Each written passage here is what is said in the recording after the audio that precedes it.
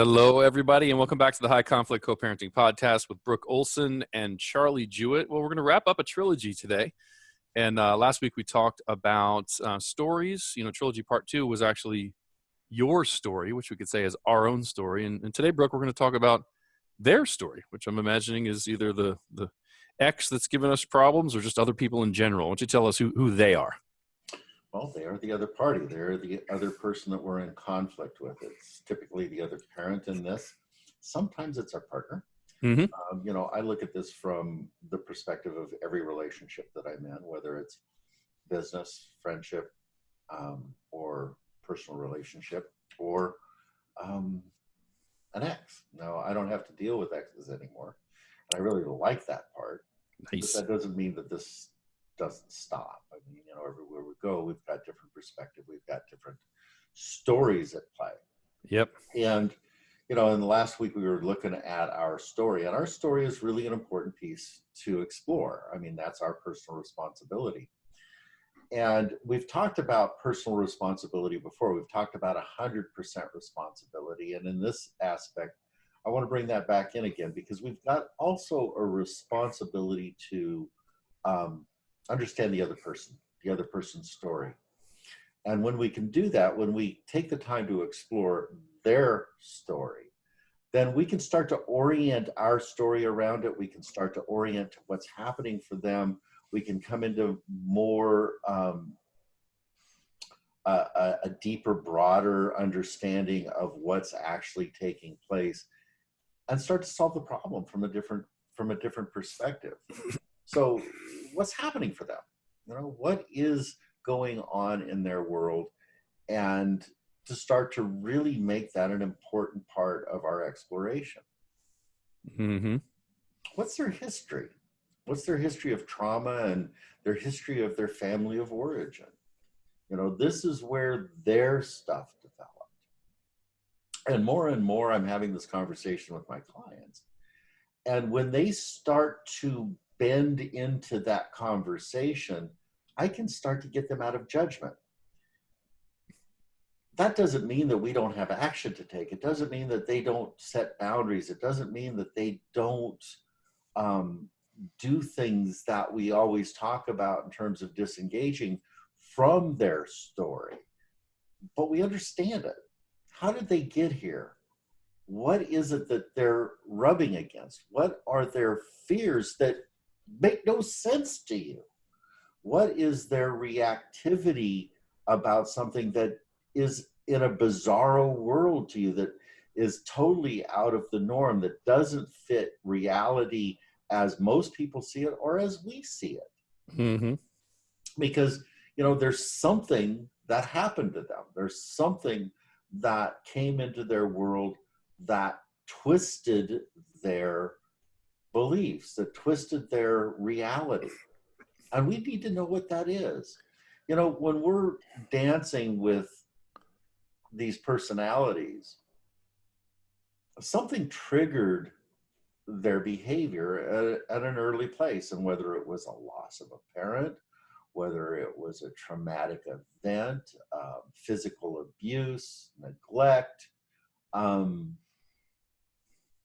these are their parts that they're working from, that they're trying to orient their world to.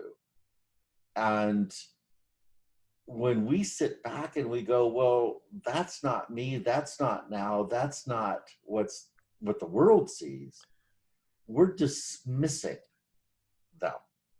Yep. And when people feel dismissed, they're going to go into reaction. They're going to have some component that kicks back. And what we want to be able to do is hear what that is. And that doesn't mean we come into conversation with them. That doesn't mean that we try to work this out with them, because that hasn't functioned before, and it's probably not going to function with this personality, but it gives us a different platform to work from. Right. I do an exercise in my classes where I have the parents in my class go into a meditative state and imagine that they are the other person. And this particular exercise is incredibly, incredibly powerful. The people that, have been in my class and have done this, you've done this, Yeah. have a visceral reaction to it. They have a change in how they see the other person, because they actually really become that other person on some level and have an experience of what's going on for them. And it changes how they see and react to that person. They can actually begin to experience the physical discomfort that the other person's in. Mm-hmm. And that's wild. It's like, wow, I feel confused. I feel overwhelmed. I feel whatever that sensation is that comes for them. And that is actually what is taking place for that other person. And when they can orient to that, it's like, wow, of course this person's having some reaction to that. And if they're not conscious of it, they're doing what they're doing, and it brings into perspective their story in a better way. Yeah. And people do weird things when they're confused. Right. And overwhelmed, or both. And you and I have talked about this a lot.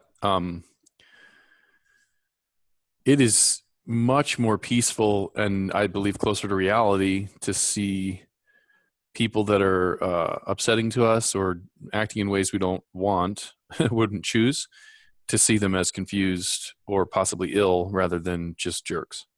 Right. And when we've got some sense of their history, which many of my clients do, it's like, oh yeah, she came from an abusive family and dad was violent and there was alcohol and there was crazy making going on. It's like, now they can start to orient, because sometimes they had a similar experience. And although that they're reacting differently maybe from it, they can have a sense of it.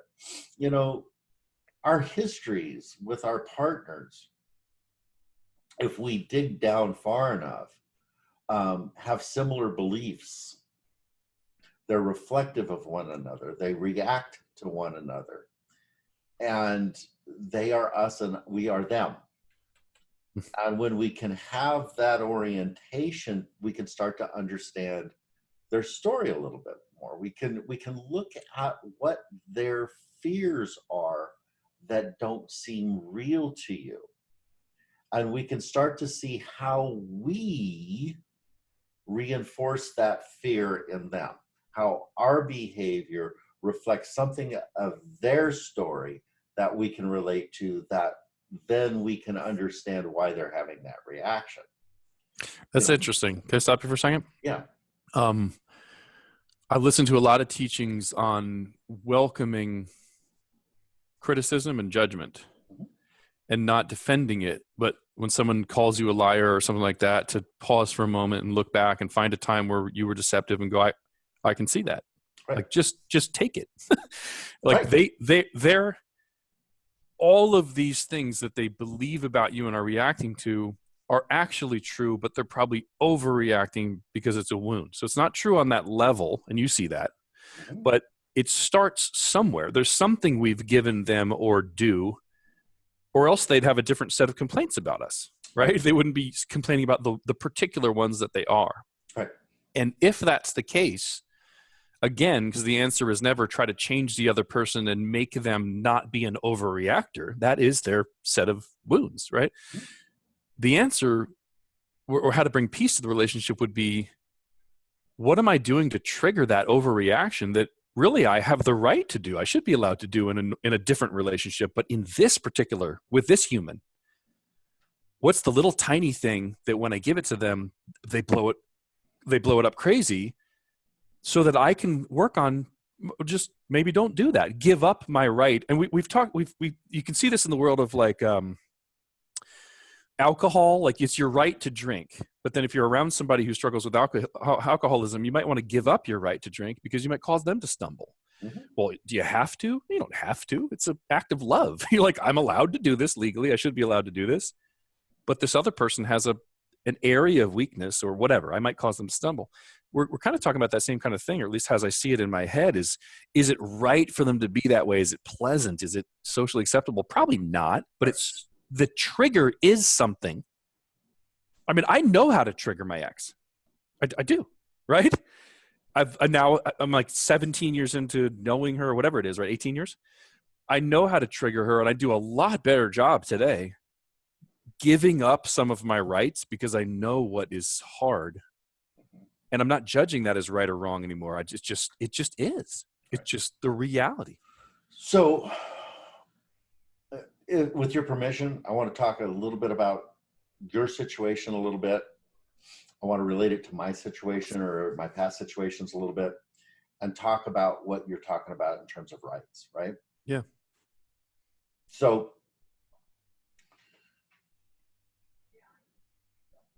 we have a person, we have a ex that grew up in an abusive relationship. They had an abusive mother, they had an abusive father. They were yelled at, they were beaten, they were whatever. Right. And we come into their world. And we haven't worked on our stuff. We don't have our own crap together. We are unconscious. And we may not be physically violent, but we're verbally loud. We're verbally abusive. We are verbally explosive. And I've been guilty of this. You've been guilty of this. Yep.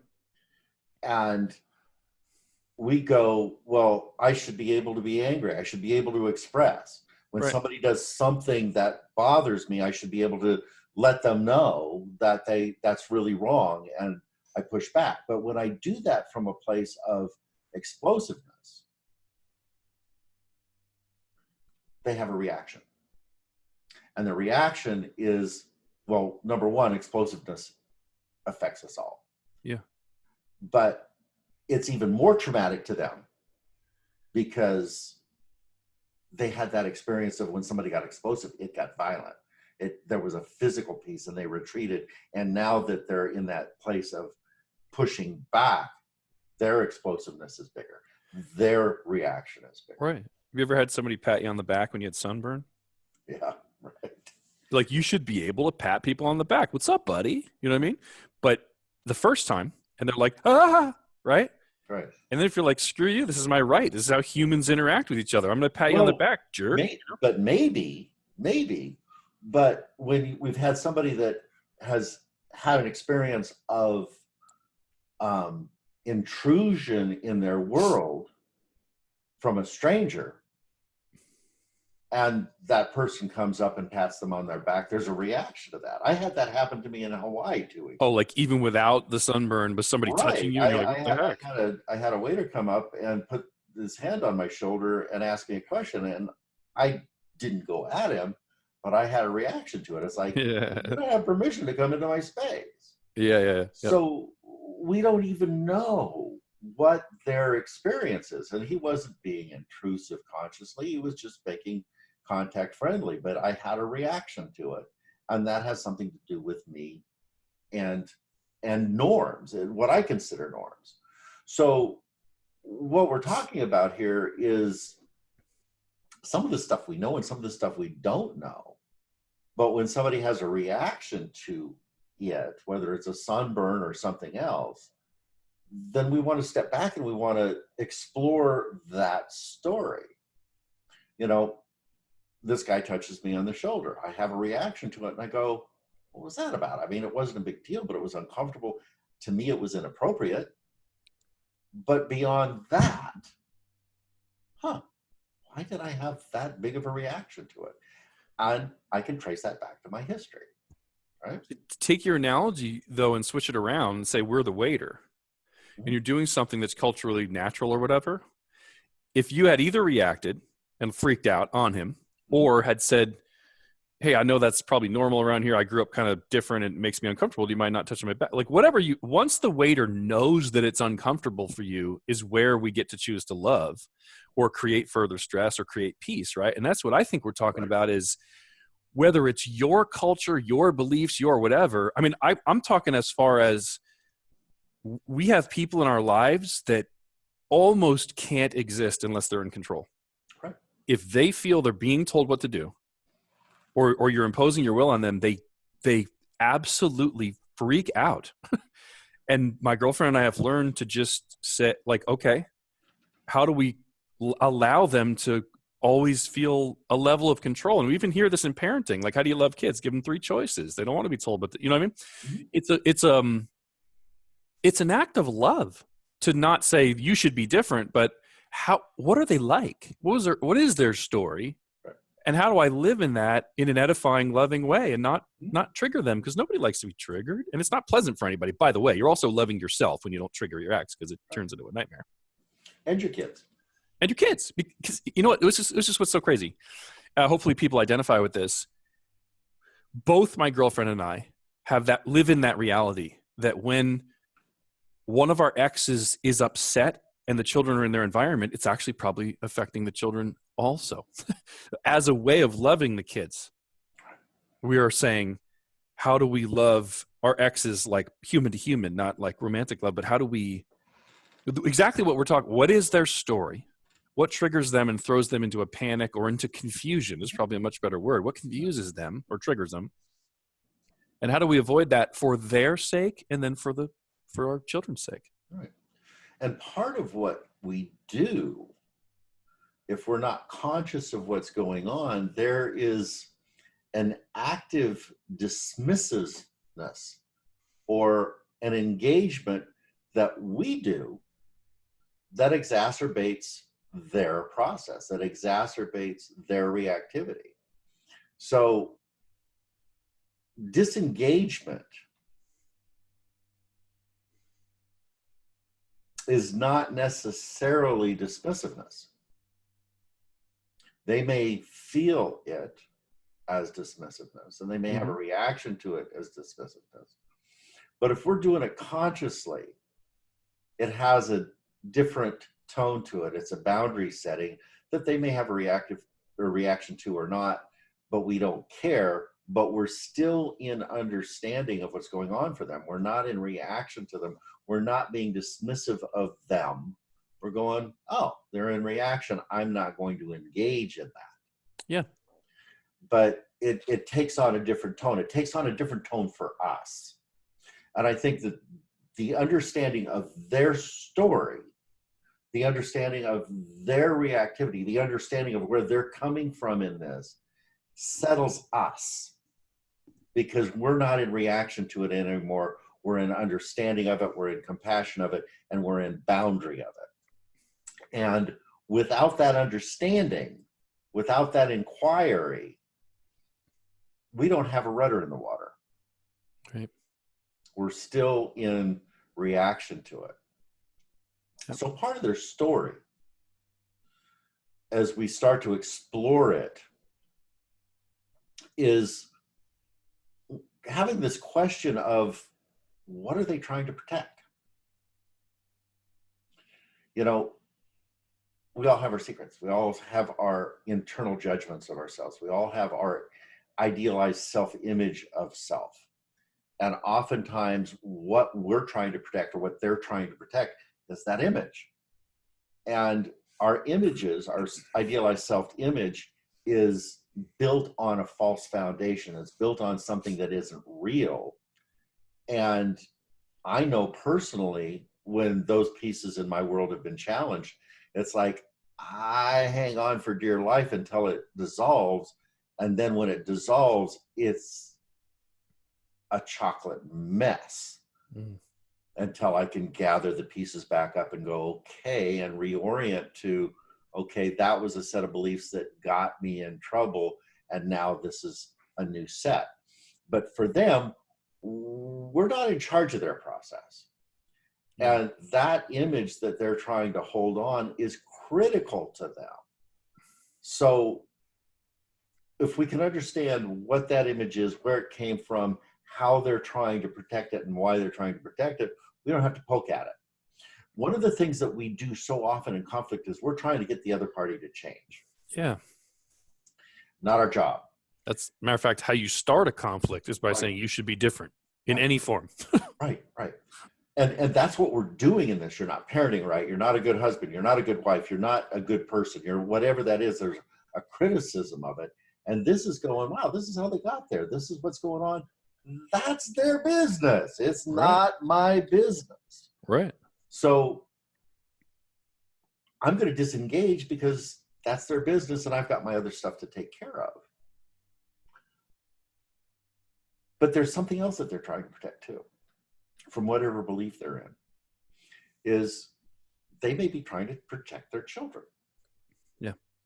And their relationship with their children and what they believe their relationship with their children is and what they believe you're trying to do. So back to the conversation that we've had over the last couple of weeks with Tony and his daughter, right? It's like Tony's belief is that he's going to lose his daughter and that he needs to protect this from a different place so she doesn't feel like he disappeared like his dad disappeared, or whatever those components are. So that projection from another part in time that they're having, because we can take their history, we can understand their history, and then we can kind of extrapolate what their story might be and what their projection might be. And then from that, again, we can soften, we can go, oh, they don't want to lose their kid. I get that. Right. But I don't believe that this is the way that it needs to be done. And I can set the boundaries and do the things that I need to do to protect this piece from my perspective after I've done all of the work that we talked about last week. So this trilogy is this going in and out of our own story, going in and out of the different parts, theirs, mine, ours, and to start to settle the system around, oh, this is what's going on. Now I can solve the problem. Yeah. Yep. Settle down. Slow down. Yeah. Why do we care? Tell me about this. Why do we care about their story? It's information gathering. Without the inquiry, we don't have the information that we need to work with. The understanding of the deeper reality of what's taking place comes out of that information. And without it, we don't have a rudder in the water. It is just kind of, we're going with the tide and we're going with the wind. And that's not what we want to do. We want to be solid here now with a direction where, to your analogy last time, is we're making corrections on the go. But without that, we can't make the corrections. We're getting out of judgment. You know, you said it a few minutes ago. You know, that judgment of other is the creation of the conflict. I mean, you want to have a 50% increase in your peacefulness, like overnight. Start to ask yourself questions when you're uncomfortable. Am I believing that other people should be doing something different, or am I believing that God should be doing something? Reality should be different than it is. Right. Just look at your shoulds and shouldn'ts. And you can, if you just embrace reality of others are doing their best and that's why they're the way they are, and God is God, you can have an easy 50% increase in peace overnight. Exactly. Or more. I mean, you know, this is the basis for everything. If we drop out of judgment, I mean, I don't care what scripture you look at and what religion you look at it, they talk about judgment and judging others. And, you know, this is the place where things go awry. I mean, this is where war starts. This is where society splits. This is where the tribalism gets us all in trouble.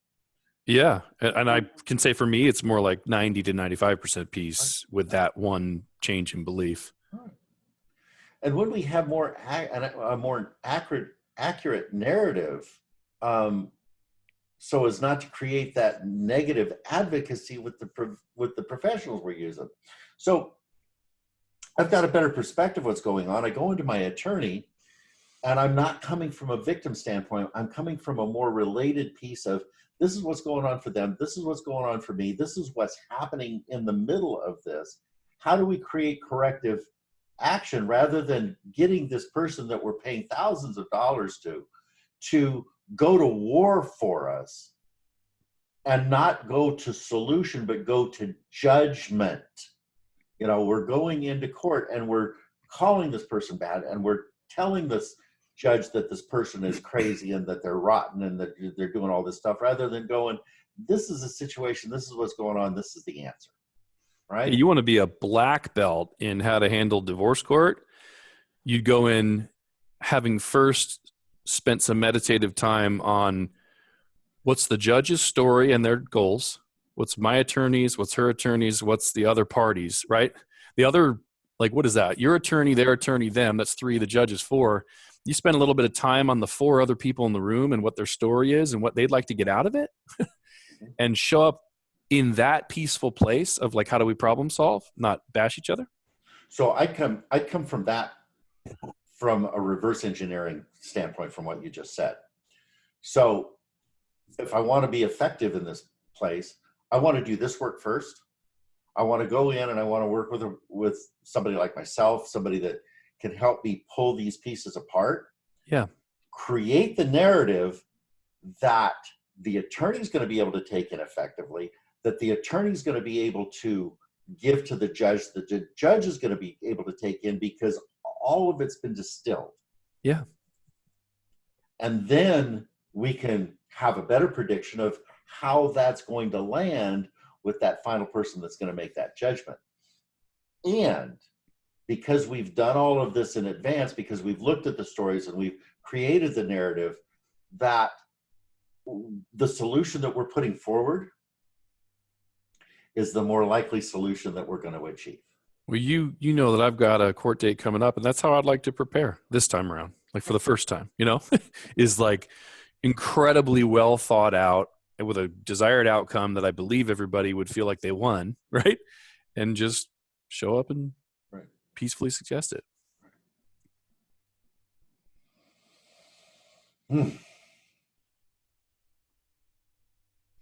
Yeah, problem solving that makes sense. That's a good sentence. That'd be a book title, bro. And then adding, not adding our projection to theirs and recreating these cycles. This is where this information gathering and understanding their story becomes so damn valuable. And, that is the end of the trilogy. Yeah. Dun, dun, dun, dun. Good trilogy, buddy. It's the end, but there'll be 3 more, the early episodes. Yeah. Well, thank you. Hopefully this was as helpful for others as it has been for me. Story, we do not live in reality unless we do it on purpose. We kind of live in our interpretation of reality and our stories. But that inspires so much hope, because that puts the control in our lap, something we can actually do. We can stop. We can take deep breaths. We can take naps. We can disengage. We can ask ourselves good questions. We can engage someone like yourself to say, can you listen to me and tell me what you hear in my story and help me evaluate whether it's a healthy one or not? There's so much hope, no matter how desperate. I know there's people listening that feel 100% hopeless, and all they can do is maybe lay in bed and listen to this podcast right now. That's the only action they can even imagine taking. Yet, there's hope for that person. And don't judge yourself on how quickly you should be changing. Yeah. Let it happen. Be inquiry of yourself, not in judgment of yourself. Yeah, just if all you can do is listen. Work up the courage to call Brooke and say, I'm a wreck. I don't want to tell somebody. What do you do for people who are wrecks? And listen to what Brooke says. Awesome. Anything else? Are we good? I think that's it. It's been a good kickoff to the year. We've got 3 pieces that we just laid down nicely. We'll talk to you next week. Thanks for joining us again, guys. Bye, everybody.